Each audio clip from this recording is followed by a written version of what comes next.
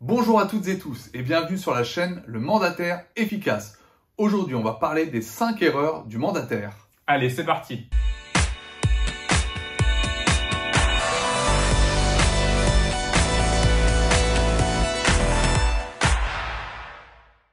Comme vous l'avez vu dans le titre, on va vous parler des 5 erreurs qui sont faites par les mandataires immobiliers aujourd'hui. Alors surtout, c'est vrai, c'est les 5 erreurs faites par les débutants.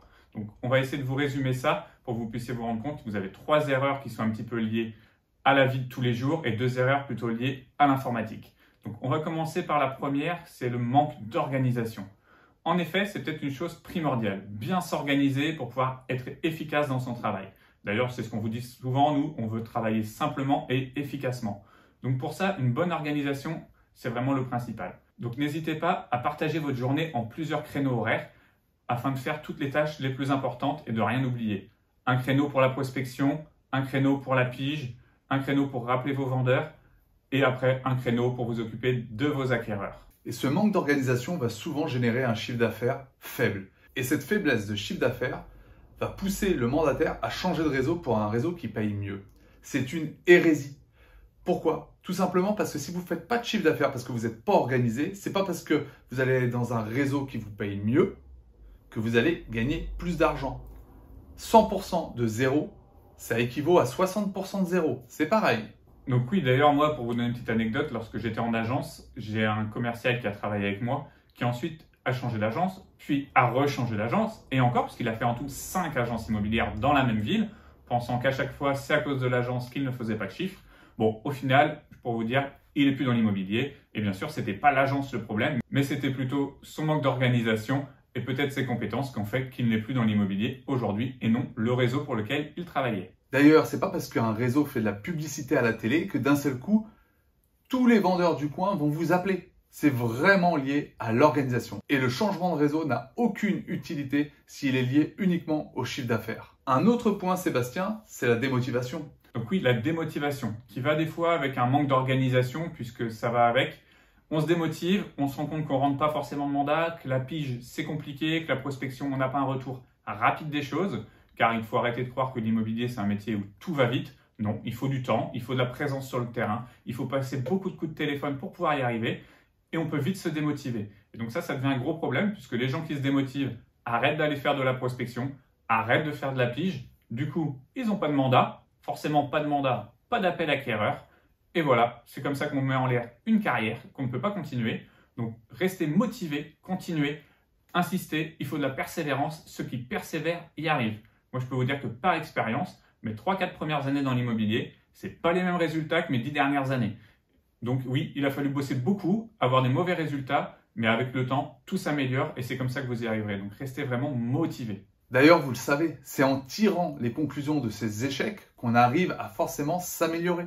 Autre sujet, les réseaux sociaux. Pourquoi on va en parler? Quand vous êtes démotivé, quand rien ne se passe comme vous le souhaitez, vous allez passer votre journée sur votre smartphone ou sur votre ordinateur sur les réseaux sociaux.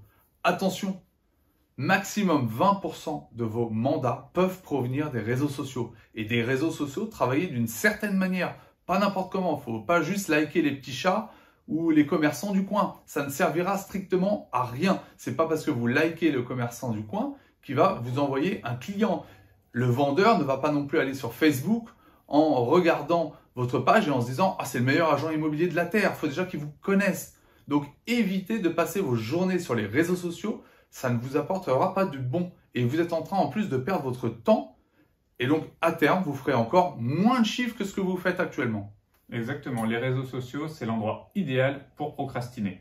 Ça, il n'y a pas mieux, on passe un temps fou, vous allez passer de Facebook, sur Instagram, sur YouTube, et vous n'allez pas arrêter. Bon, si vous êtes sur YouTube, n'oubliez pas, vous abonner à notre chaîne quand même, ça vous permettra de nous voir tous les dimanches et de ne pas rater les vidéos pour rester informé sur l'immobilier. Mais sinon, à part ça, vous n'avez pas besoin de rester longtemps sur les réseaux, il faut en faire un peu, il faut être présent, mais pas plus que ce qu'il faut. D'ailleurs, dites-nous en commentaire combien de temps vous passez par jour sur votre smartphone sur les réseaux sociaux.